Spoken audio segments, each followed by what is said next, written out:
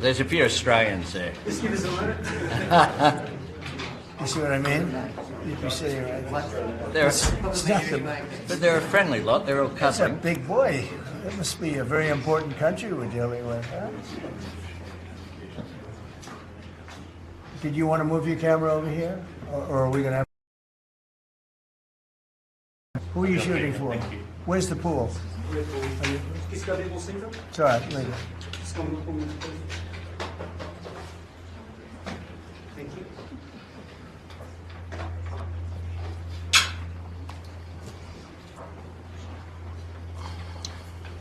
Well, thank you very much. It's great to have the Prime Minister of Australia. Fantastic place.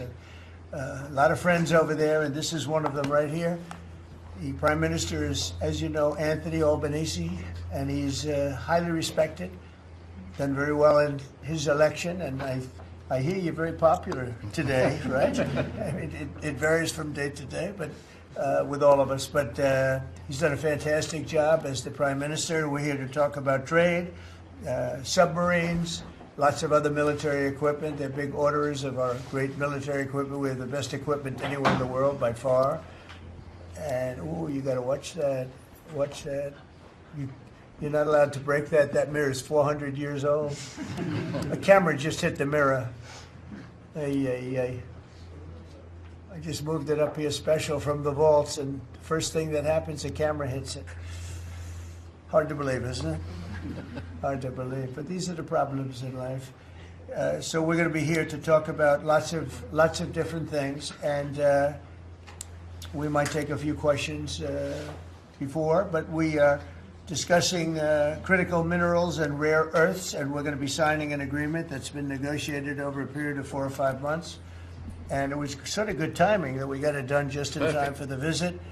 And we worked together very much on rare earths, critical minerals, and lots of other things. And we've had a very good relationship. We've been working on that for quite a while. In about a year from now, we'll have so much critical mineral and rare earths that you won't know what to do with them. They'll be worth about $2. But in the meantime, we're working with Australia and other countries. They're working with us too, but other countries also on that. But we're really working on anything having to do with military protection, military ships, vehicles, guns, ammunition, everything, the whole thing. We've been long-time allies, and I would say there's never been anybody better. We fought wars together. We never had any doubts, and it's a great honor to have you as my friend. It's a great honor to have you in the United States of America. Please, would you like to say something? Well, thank you so much, Mr. President, for the invitation here to the White House and for showing us around the improved Oval Office, and for what you're doing around here as well, and for the great honour as well of my delegation saying just across the road we could have walked, but they didn't let us. We drove all of 20 metres there from Blair House, but it's a great honour to be able to stay there. We are great friends and we're great allies, and this is a relationship that's been forged in the battlefields of the world. We have stood side by side for freedom and democracy, and congratulations, I must say, Mr. President, on the work that you've done with the Middle East. It's an extraordinary achievement. And on defence, we've already had a discussion about taking it to the next level. Our defence and security partnership with AUKUS is so important for us, and I thank you for the support that the administration are giving as well. You've had the Chief of the Navy here as well, which will play obviously a very critical role with the subs and increasing the security for the region and the world. And our economic relationship is so important. The US has a trade surplus with Australia, as you know, and we can continue to take what is every opportunity to improve the relationship even further and make it even stronger. And today's agreement on critical minerals and rare earths is just taking it to the next level, seizing those opportunities which are before us.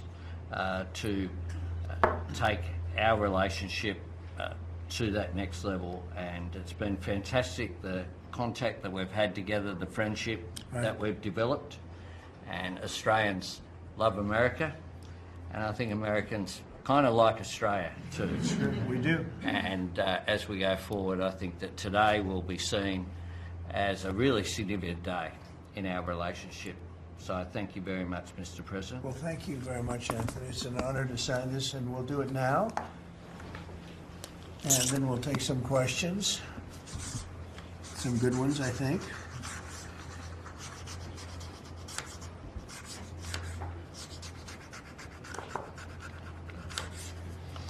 Okay.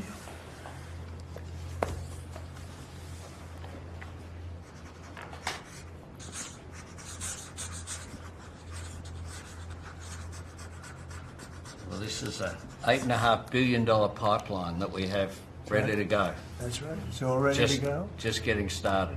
And we're doing a real job on rare earth and many other things. Perhaps I could ask John to say a few words, and then we'll exchange papers. But just how are we doing on your naval purchases and all of the submarines that we're working on with Australia? How's that going? Thank you, Mr. President. Obviously, Australia is a very important ally of ours in the Indo-Pacific and in every battle. They've fought with us since World War I and have always been side by side. The facility that they're building, Surf West, is critical and very important to our ability to project power in the Indo-Pacific and work with our allies. So we're working very closely. I think what we're really trying to do is take the original AUKUS framework and improve it for all three parties and make it better and clarify some of the ambiguity that was in the prior agreement. So it should be a win-win for everybody, sir. And the submarines that we're building for Australia are starting to really move along, right? The process is getting very exciting, isn't it? We're getting better. That's good. Very good. It's going to be great. Thank you very much. Maybe we'll hold this up. Okay. Here we go.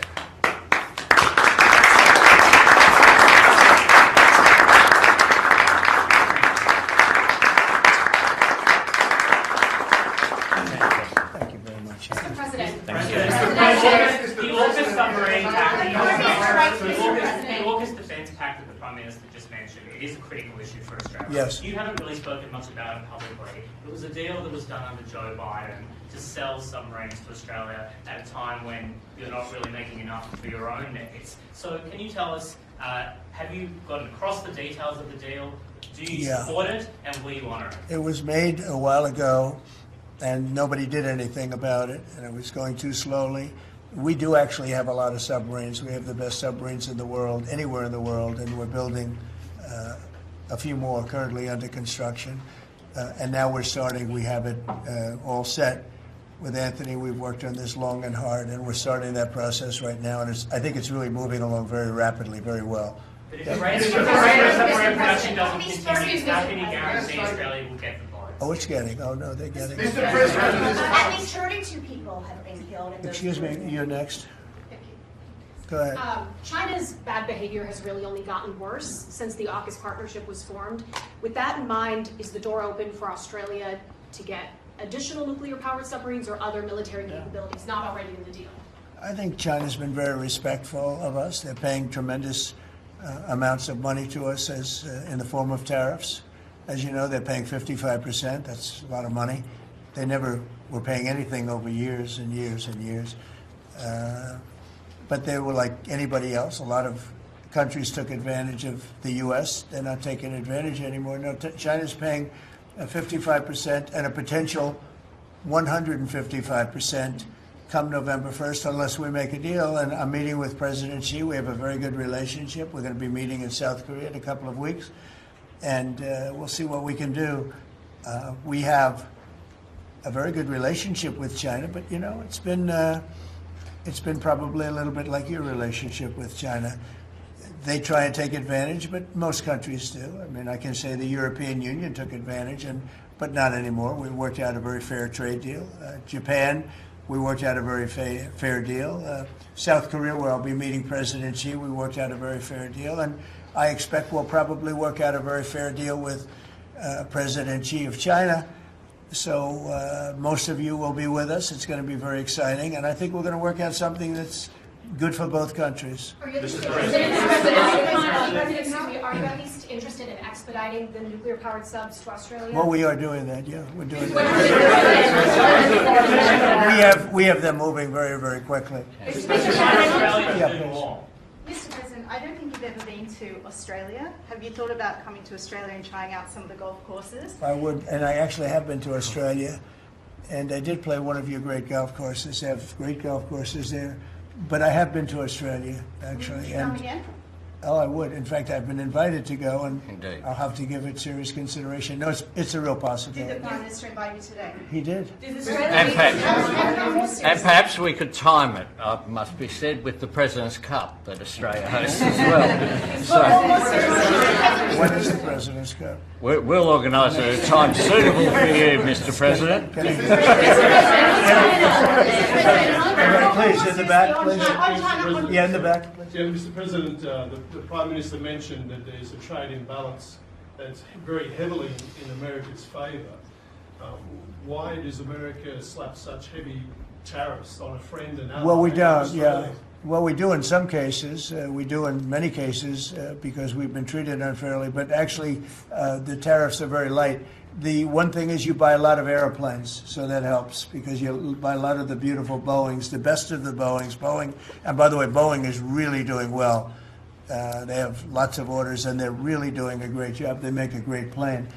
But Australia, because of its location, which is great, but one of the things dictated by that location is you have to order a lot of airplanes. So I guess we have that advantage. They need a lot of airplanes in Australia, and that gives us a little bit of an advantage. Mr.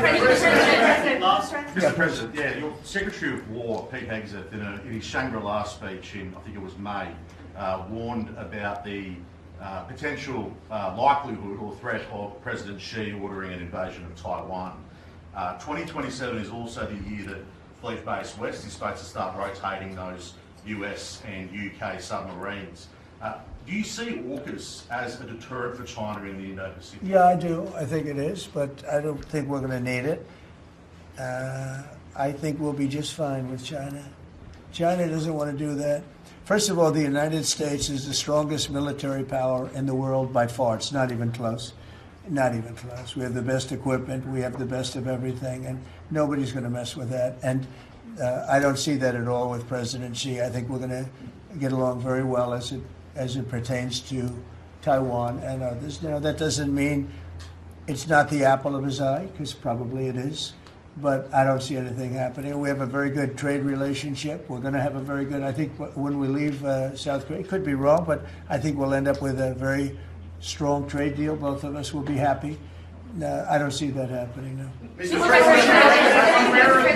the trade surplus that the US enjoys with Australia, would you consider lifting the tariffs that you've imposed on Australia? And can you give us any details about the critical... Yeah, well, the tariffs have been amazing because, tariffs have been really a reason that I was able to settle almost all of the, I've settled 8 wars in 8 months. Not bad.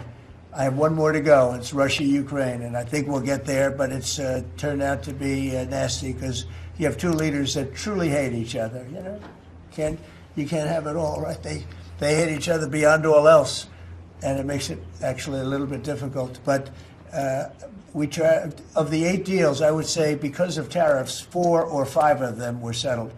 It's an amazing thing, the power of tariffs in terms of our country.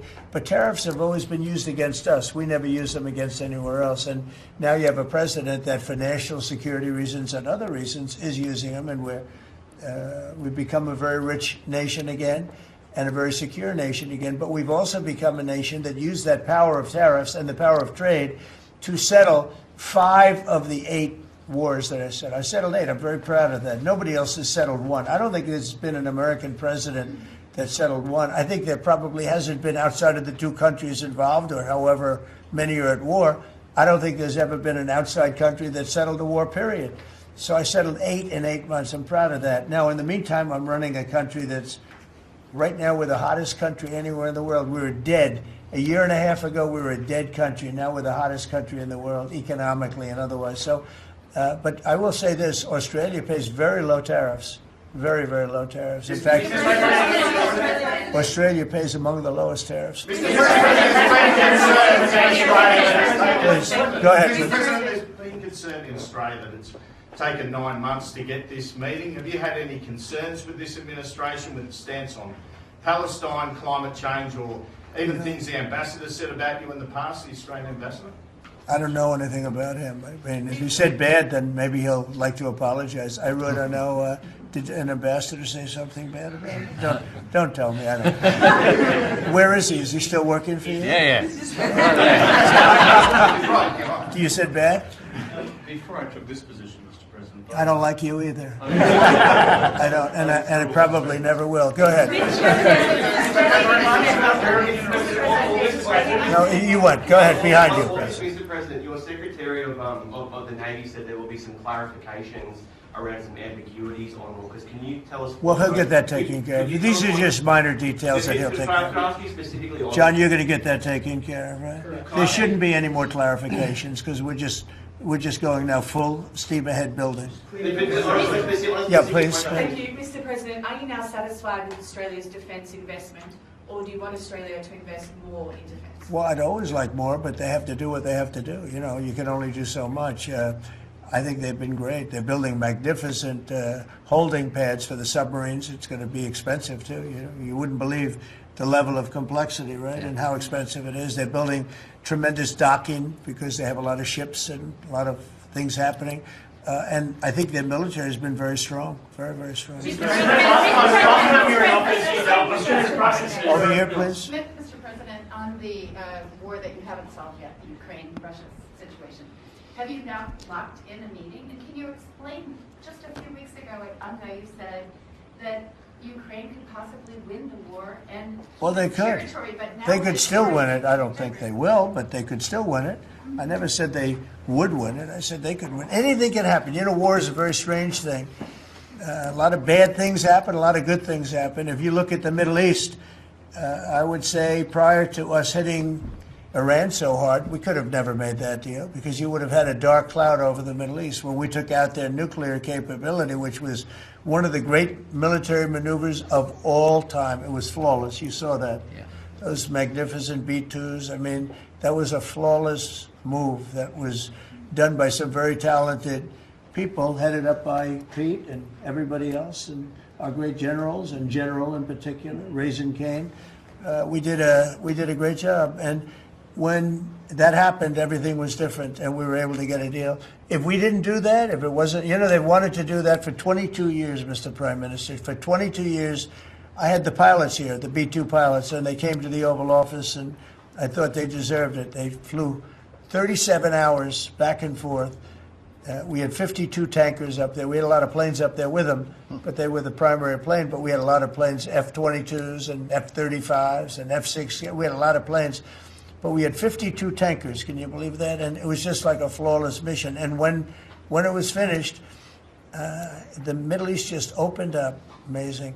And they've wanted to do it for 22 years. The pilots came up to me. They said, you know, for 22 years we practiced this maneuver. 3 times a year for 22 years, our predecessors and us. These are now young pilots, you know, but they're older now. Predecessors practiced it. And they said, we never had a president that would let us do it, but I let him do it, and it totally opened up the Middle East. It took the cloud over the, you know, we had a dark cloud over the Middle East, and now it's all, I mean, we have a little situation relatively with Hamas, and that will be taken care of very quickly if they don't straighten it out themselves, because they're in violation of their agreement.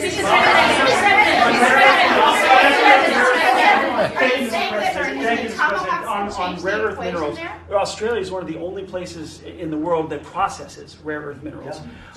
Could there be an agreement? China has 90% of the processing. Could there be an agreement over processing rare earth minerals with Australia? Sure, Yeah. that's what we're doing. That's part of the agreement. Part of the agreement.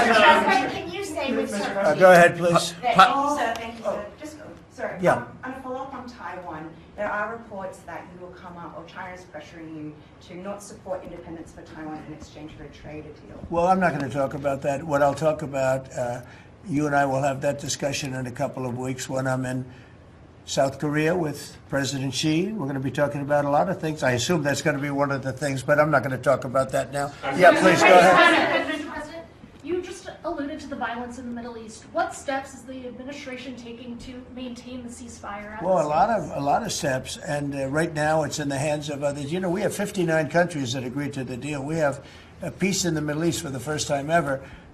We made a deal with Hamas that, you know, they're going to be very good, they're going to behave, they're going to be nice, and if they're not, we're going to go and we're going to eradicate them if we have to. They'll be eradicated, and they know that. So they went in, and I don't believe it was the leadership, but they had some rebellion in there among themselves, and they killed some people, you know, a lot of people. But this is a violent group. You know, you probably noticed over the last 100 years, this is a very violent group of people. And they got very rambunctious, and they did things that they shouldn't be doing. And if they keep doing it, then we're going to go in and straighten it out, and it'll happen very quickly and pretty violently, unfortunately. Go ahead. Yeah, just following up on that question, when you say we are going to eradicate Hamas, who is we? Does that include American boots on the ground? No, it won't be on the ground at all. We don't need to, because we have many countries, as you know, signed on to this deal. The way I view it, 59 countries, and unanimous. There's never been, nobody ever believed it was right. Countries that 4 months ago didn't like each other, and now they're all aligned together. I mean, we've had countries calling me when they saw some of the killing with Hamas, saying, we'd love to go in and take care of the situation ourselves. In addition, you have Israel would go in 2 minutes if I asked them to go in. I could tell them, go in and take care of it. But right now, we haven't said that. We're going to give it a little chance, and hopefully there will be a little less violence. But right now, you know, they're violent people. Hamas has been very violent. But they don't have the backing of Iran anymore. They don't have the backing of really anybody anymore. They have to be good. And if they're not good, they'll be eradicated.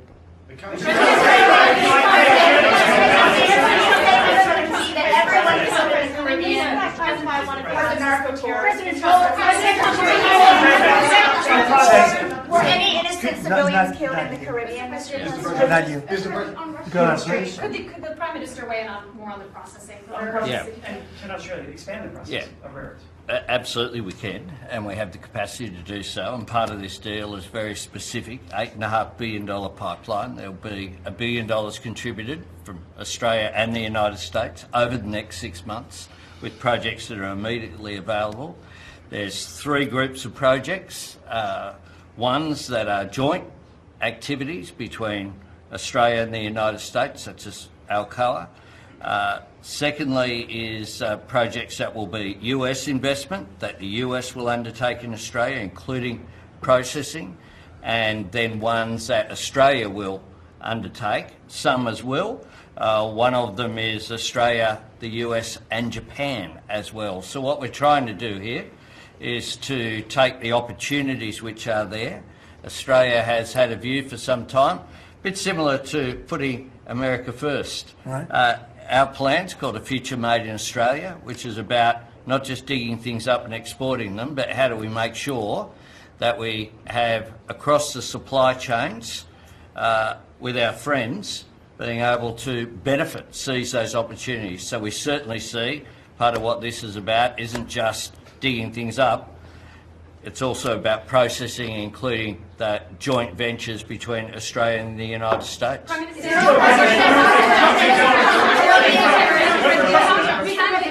the US and Australia really compete with China? Aren't we decades behind in terms of the development? No. You've been reading the wrong newspapers. We're not decades. We are way ahead of China militarily, the United States. We're way ahead of them in every form of military, other than they're building a lot of ships, and we'll have that started. We'll be catching them on that. But we will, when it comes to weaponry, when it comes to, I'll go right now, AI. The big thing is AI. They're building more plants in this country than anybody ever imagined. We're going to have over $20 trillion of investment for this year. The most we ever had was a tiny fraction of that. As an example, Biden, who's the worst president in the history of our country by far, by the way, but they were less than $1 trillion for 4 years. we're already now breaking $18 trillion of investment in 8 months. 18 trillion. No country in history has ever done that.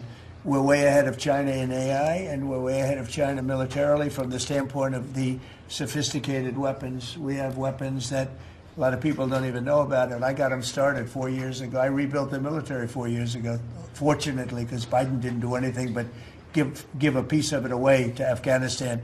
Fortunately, as much as it sounded like it was a small part of what I built, but the Afghanistan giveaway was one of the worst. That was probably the most embarrassing day in the period in the history of our country.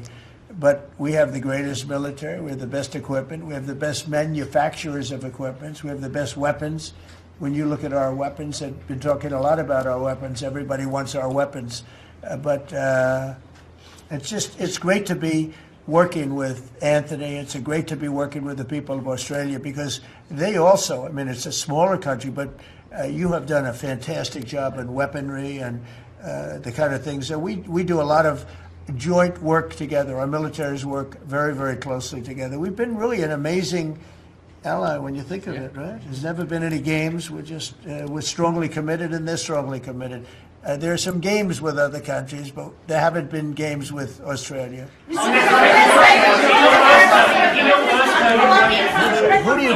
Where do you come from? I'm from Australia. Who are you with? The Sydney Morning Herald. Nasty guy. Go ahead. Oh, sorry, I was just going to ask. All right, go ahead.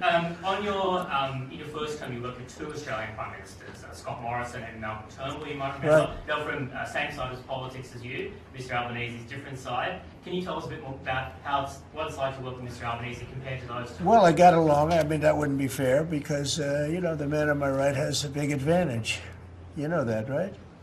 But I think he's doing a really good job, and we've had a very good relationship. I don't want to compare one with the other, but I'll tell you, this one is. They really have a great prime minister. Thank you. Okay, was that a good statement? I'll use it in my ads in 28.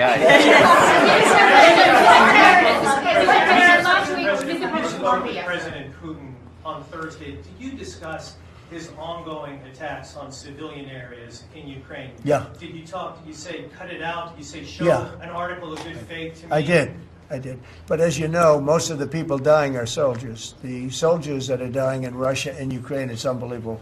5,000 to 7,000 a week. Can you believe it?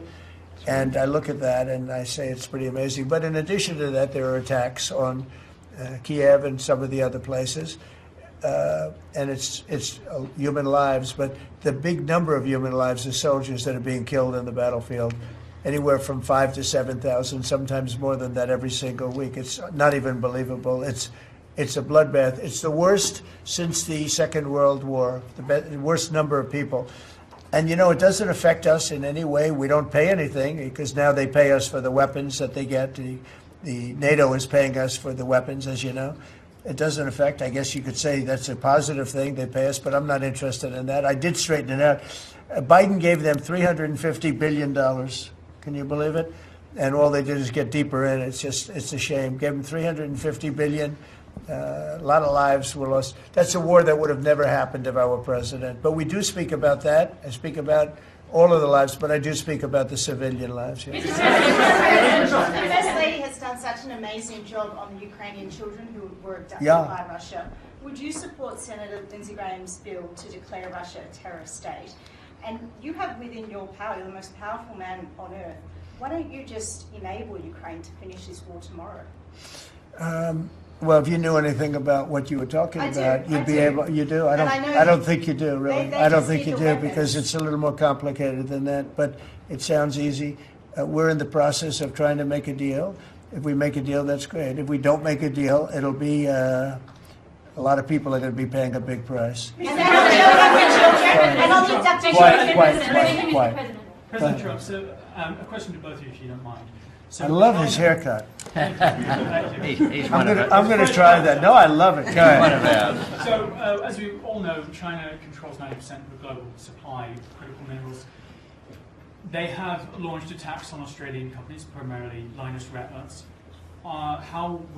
What will happen to China if they don't play fair with this? So, it's a very interesting question. We have a tremendous power. and that's the power of tariff. And I think that China will come to the table and make a very fair deal, because if they don't, they're going to be paying us 157% in tariffs. Right now, they're paying 55 to 57%. When I was first president, first term, we had the greatest economy we've ever had. And as you know, people don't write too much about it, but China paid us hundreds of billions of dollars worth of money for tariffs. Biden left it, but he didn't enforce it. He gave exceptions to almost everything. And so he left the tariffs, but he didn't really collect the numbers that he should have collected, and because he didn't know what the hell he was doing. So now the tariffs are much higher in China than they were before, and they're high on other countries, depending on whether or not we like that country or we get along, and that's for national security purposes. So I made deals with Japan, I made deals with the European Union, or the whole of Europe practically, but the European Union, made deals with a lot of different people. We have a very fair deal for, I will say, Australia's paying a low number. They do have, I'll change it, we have a little bit of an advantage on that one. I told you, the advantage we have is airplanes. We sell a lot of airplanes to them, and they need them. It's a very vibrant place, and people go in and out, and I look forward to going there myself. And I think it's unlikely I'll be taking a ship. That's a long journey. That's a long. But China has treated us with great respect. Now, in the past, they didn't treat other presidents with great respect. They would take hundreds of billions and even trillions of dollars out of the country, and they would spend it and build their military. Now they're treating us with great respect. Now, we'll see what happens. I said, if we don't make a deal, I'm putting on an additional 100% on November 1st. I think we'll make a deal. They threatened us with rare earths, and I threatened them with tariffs, but I could also threaten them with many other things, like airplanes. You know about airplanes, because they can't get parts for their airplanes. We build their airplanes. We do a great job. They're largely Boeings, and we could stop the parts. We did stop the parts, actually, when they did the initial threat. That's a big... They closed down over 400 of their airplanes, but we don't want to do that. But we have a much simpler thing. If we don't make a deal, we'll charge them a very substantial tariff, and they'll be paying us hundreds of billions of dollars a year, which they're basically paying right now. We had presidents that allowed China and other countries to get away with murder. We're not going to allow that, but we're going to have a fair deal. I want to be good to China. I love my relationship with President Xi. We have a great relationship. I believe after we leave South Korea, we'll be there together. We thought that would be a good place to meet, and we're going to be meeting. I'll be in Malaysia, I'll be in Japan, I'll be in a couple of others. We'll be sort of doing a little bit of a tour. I've been invited to go to China, and I'll be doing that sometime fairly early next year. We have it sort of set. But I think we're going to have a very good relationship with China. And again, they will threaten us with rare earths. I don't think they're threatening us too much right now. But they could do that, but I threaten them with something I think is much more powerful, and that's tariffs. Because at a certain point, they will not be able to do any business with us. At a certain point, if they pay enough tariffs, it's almost like saying, we don't want to do business with you, but it's probably nicer. Saying you're going to pay 158, 157% tariff is a nicer way of saying that we don't want to do business with you. And if they don't do business with us, I think China's in big trouble, I'll be honest with you. I think China is, I don't know that they even make it. I really do. I believe that they're in big trouble. And I don't want them to be in big trouble. I want them to do great. I want them to thrive. But we have to thrive together. It's a two-way street.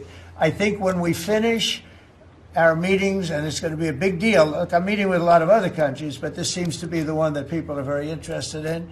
I think when we finish our meetings in South Korea, China and I will have a really fair and really great trade deal together. I want them to buy soybeans. They stopped buying our soybeans because they thought that was punishment. And it is punishment to our farmers, but we're not going to allow that to happen because I made a great trade deal with China, a $50 billion trade deal, and they were great about it. They were doing everything that they were supposed to do. And then when Biden came in, you know, I used to call President Xi all the time to say, thank you, or you're not buying enough. In other words, they were supposed to buy. Biden, do you think Biden ever called him? I don't think Biden ever called him. You think Biden lied awake at night thinking about trade with China? He didn't know what he was doing. He was an incompetent president. We had an incompetent president, but you don't have that anymore. So I think we're going to end up having a fantastic deal with China. It's going to be a great trade deal. It's going to be fantastic for both countries, and it's going to be fantastic for the entire world. Thank you very much, everybody. Thank you, guys. Thank you very much. Thank you, guys. Thank you. Thank you, guys. Thank you very much. Thank you, Press.